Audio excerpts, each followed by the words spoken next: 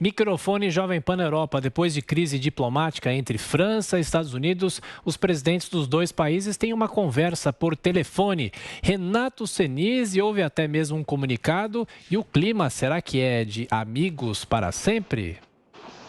Veremos, aguardemos cenas dos próximos capítulos. Olá, Tiago, olá, Adriana, de volta ao Jornal da Manhã. Agora, 1h14 aqui no Reino Unido. O tempo fechou um pouquinho na capital Londres, temperatura de 18 graus na beira do Rio Tâmisa. Só relembrando um pouco o caso, né? Na semana passada, Estados Unidos, Reino Unido e Austrália anunciaram a aliança, né, chamada de AUKUS. Nessa aliança, a Austrália vai adquirir submarinos nucleares. E com essa aliança, a Austrália acabou deixando o acordo que tinha com a França, um acordo que tinha assinado em 2016, onde a Austrália ia comprar submarinos convencionais da França no valor de 31 bilhões de euros, cerca de 200 bilhões de reais. A França não gostou nada disso, chamou de traição vinda de aliados Estados Unidos, Reino Unido e Austrália. O presidente Joe Biden insistiu por uma conversa com o presidente Emmanuel Macron. Essa conversa por telefone finalmente aconteceu. O Joe Biden enviou afagos a Emmanuel Macron, disse que a França não será excluída das negociações no Indo-Pacífico e depois realmente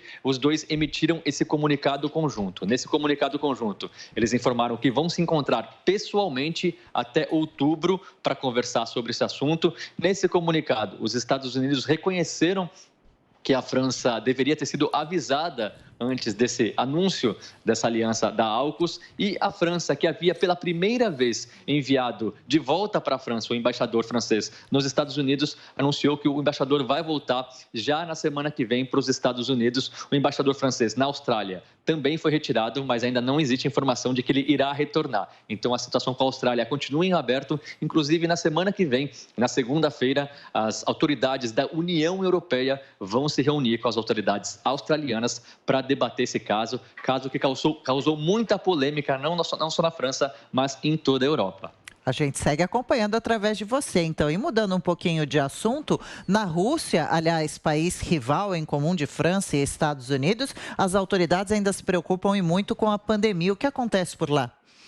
A coisa tá feia na Rússia. A gente entrou aqui ontem ao vivo falando que a Rússia tinha chegado à triste marca de 200 mil mortes por Covid-19 e hoje mais dados tristes, mais dados ruins.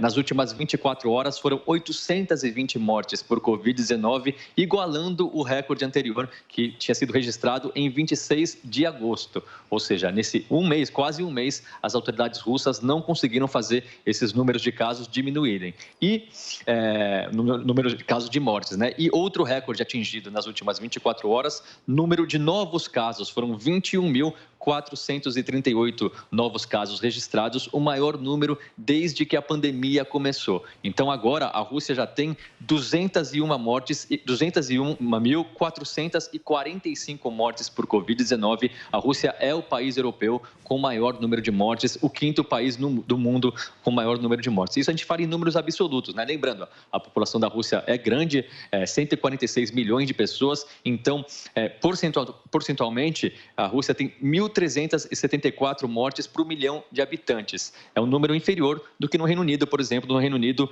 1.983 mortes por 1 milhão de habitantes. As autoridades russas continuam implorando para as pessoas se vacinarem, vem justificando esse número de casos altos por causa da variante Delta e por causa da vacinação ainda baixa na Rússia. Apenas 33% dos russos tomaram a primeira dose da vacina e apenas 28,6% estão totalmente imunizados. A tendência é que esses números, infelizmente continuem crescendo na Rússia.